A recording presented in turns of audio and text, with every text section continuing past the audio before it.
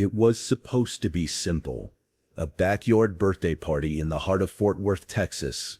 Balloons, pizza, cake, and the grand finale, a rented bounce house to make 7-year-old Lily's day unforgettable.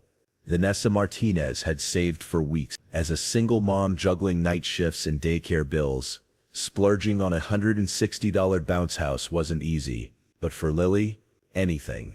By noon, the backyard was a whirlwind of laughter. Kids flung shoes aside and jumped like popcorn, the inflatable castle thumping to the rhythm of their joy. Vanessa stood back, proud. For once things felt perfect.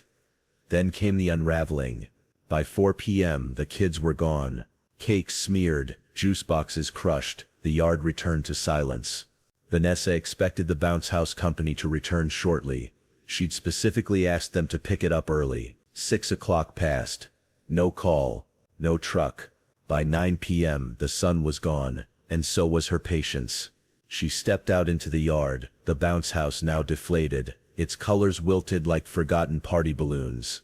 She called the rental owner, but no answer. Frustrated, she unplugged the motor and dragged it closer to the porch. Morning came. So did panic. The bounce house was gone. Vanished.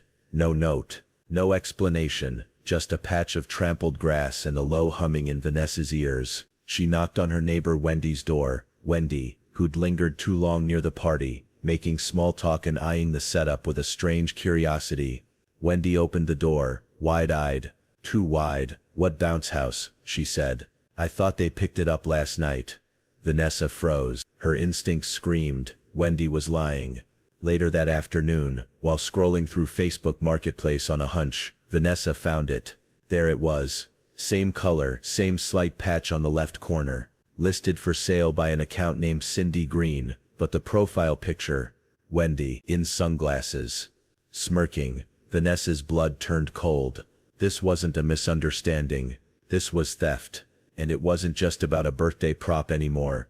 It was about betrayal, deceit, and the audacity of a neighbor who mistook kindness for weakness. The bounce house may have deflated, but Vanessa's rage was just beginning to inflate. Some neighbors borrow sugar. Wendy borrowed an entire bounce house, then tried to bounce off with a lie so big it flattened the whole neighborhood's trust.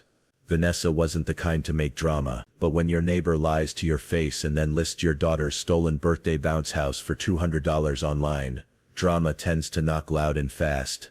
She printed the screenshot, marched next door. Wendy opened the door in flip-flops and fake innocence. "Care to explain this?" Vanessa asked, shaking the paper like it might catch fire. Wendy blinked. That's not mine. I don't know what you're talking about." "Wendy," Vanessa's voice dropped, tight and shaking, "you're literally wearing the same sunglasses from this photo." The pause that followed was criminal in itself. Wendy finally stammered out some mess about helping a friend sell it, how she thought it was abandoned, how no one picked it up so maybe it was free. $160 inflatable castle doesn't come with a "take me if I'm tired" sign. Word got around fast. This was a quiet Texas street, the kind where everyone watches but pretends not to. By that weekend, Wendy was no longer just Wendy with the cute garden. She was Wendy the bounce house bandit. Vanessa's phone buzzed with messages. "Saw that post, unreal. She did something similar to Carol a few years back. Check the buy and sell group. I think she's sold other stuff like this." That's when it clicked. This wasn't Wendy's first backyard heist. Vanessa dove deep.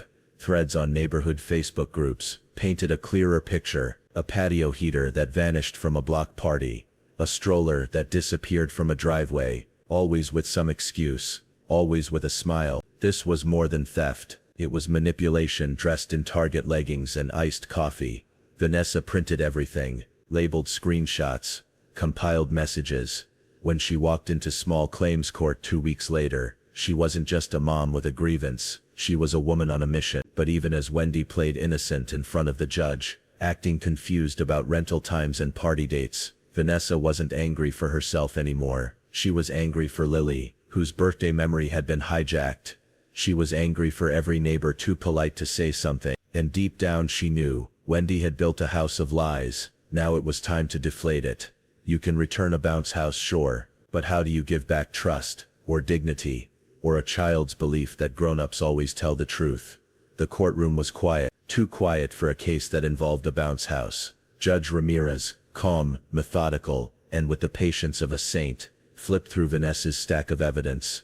Photos, text messages, the Facebook listing, even Wendy's comment under the listing. Great for parties, lightly used, pickup only. It was the lightly used part that got an audible chuckle from the courtroom.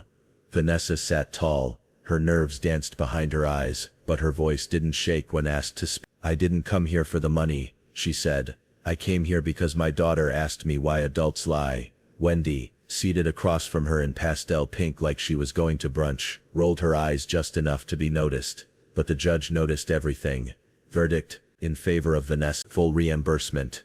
Case closed. But in reality, it wasn't. Because in the weeks that followed, Wendy did what petty people do best. She sulked. She posted cryptic quotes on social media about fake friends and jealous neighbors. She barely made eye contact when passing by. The bounce house was eventually returned, dumped overnight in Vanessa's driveway like a deflated apology.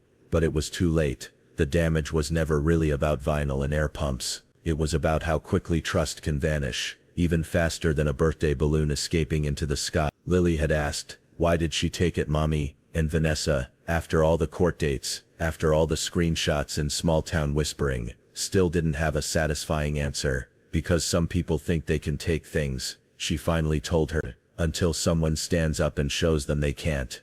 That was enough for Lily. She went back to coloring, and as for Vanessa, she kept that bounce house, not to use but as a reminder, that justice, no matter how small, is still justice. That standing up, even for something inflatable, can mean everything. Because some things you steal, like dignity, like trust, like a little girl's birthday joy, can never be returned. And the next time someone tries, they'll have to go through Vanessa first.